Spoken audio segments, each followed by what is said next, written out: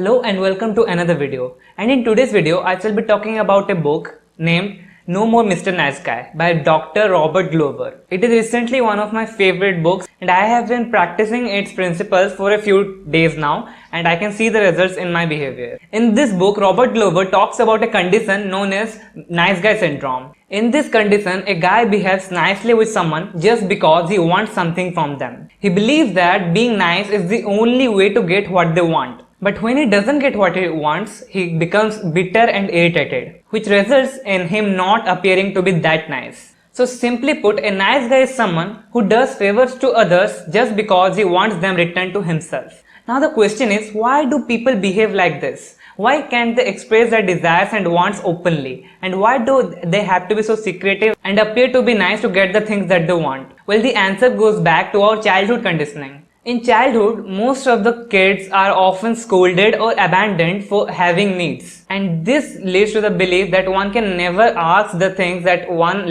wants directly and needs to use alternate methods to get what he wants. The nice guy syndrome at its core is an anxiety-based disorder. Everything a nice guy does is to manage his internal anxiety and how the world perceives him. He strives to maintain a constantly problem-free life and keep the peace with everyone, which is basically an impossible task. So let us discuss the 5 big lessons that I learned from this book on how to stop being a nice guy and start being a real guy. Lesson number 1. Nice guys aren't actually nice. Nice guys use a contract that says, I will do X and you will do Y. But this contract is only known to them and they become resentful when the other guy does not give. The nice guy often sees himself as a victim and the giving to get creates a cycle of craziness that leads to something that Dr. Glover calls as the victim triangle. And it consists of 3 predictable situations. 1. The nice guy gives to others hoping to get something in return. 2. When he doesn't get as much as in return, he becomes resentful and bitter.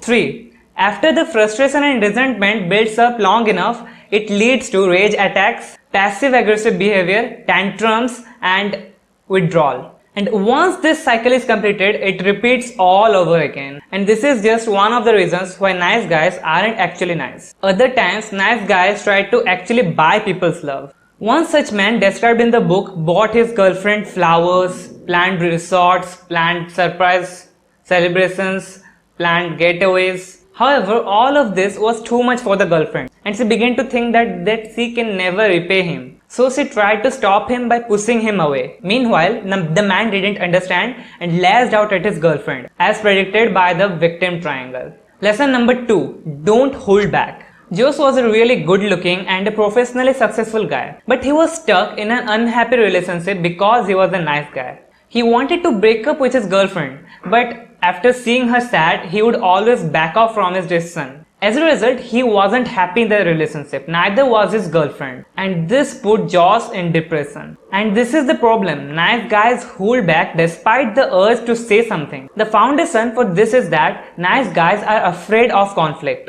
and people not liking them. On top of this, they do not like showing to people genuinely who they really are. Therefore, they filter their thoughts and stop themselves from saying what they want to. Holding back is a massive problem because avoiding expression means nobody will never know who you really are. So the solution to this is obvious. Stop holding back and express yourselves. Stop holding back your real opinions and start saying them aloud. That will give a boost to your personality and make you look more attractive. Lesson number 3. Have high standards. I know a guy from high school who was madly in love with a girl, but she friend-zoned him and instead of moving on and looking for other girls, he was always sticking around her like a tail. He knew that girl didn't like it, but still he would tell that he's just trying to protect her. He would do every task asked by the girl just like a servant, which eventually made him more unattractive and the girl went away with someone else. Now this happens most of the times to nice guys,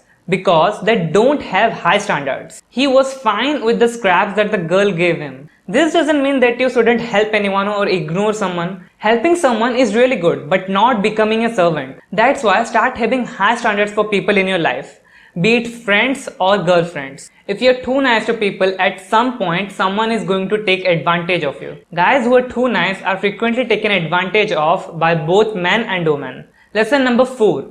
Stop fearing confrontation. Have you ever went to a restaurant to eat and found the food is not well cooked or not the way they promised that it would be? What do you do then? Do you call the waiter and ask him to see the manager and create a scene at the restaurant? Or do you silently eat, pay and leave? Well, most of the nice guys will choose the second option. Because in the first option, the guy will seem like a jerk, right? Wrong. Instead of creating a scene, you could have just said the waiter that this food is not good. Can you give me another plate? But people fear to confront any kind of situation. And that is why most of the nice guys are unhappy. They don't confront their friends when they make fun of him because they think that making fun of him will lead them to like him more.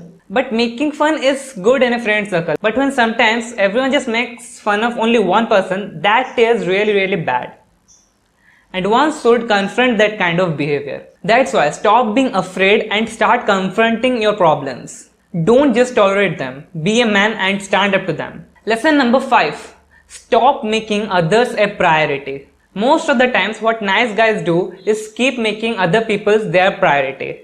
They always make their friends, parents or girlfriends priorities above their needs. But they do it by making a covert contract in their mind by saying that if I am doing this right now, then when time comes in the future, they will do that for me. And when it doesn't happen, they start blaming them and start playing a victim. So realize that no one but yourself are responsible for meeting your needs. Stop blaming and start taking action. Be assertive about your needs and start getting rid of any hidden agendas. Never be a wimp and never act like you are a victim. And try to be thankful for the difficult situations in your life. Because these difficult situations will lead to further personal growth and help you prepare for the future circumstances. Express your feelings, set boundaries and develop integrity. Don't try to control uncontrollable things. Walk away from circumstances and people you cannot control. Don't make a bad relationship work. End it and find somebody more suitable for you. These were a few lessons from the book that I found really interesting. But there are so many lessons in the book. That's why I highly recommend you to read this book. And I really think that this book is not only applicable to males, these are applicable to females too. And one more warning, not being a nice guy doesn't mean that you are being a jerk. It means that you know the difference between being nice and being kind. They both are different things and don't try to confuse them. You become nice to please others and you become kind to help others. And I highly recommend you reading this book because after reading this book, you'll realize a lot of things you have been doing wrong in your life. So this is it for the video, and if you like this video, please leave a thumbs up and subscribe to our channel if you haven't yet. So see you in another video, and until then, have a great day and keep reading.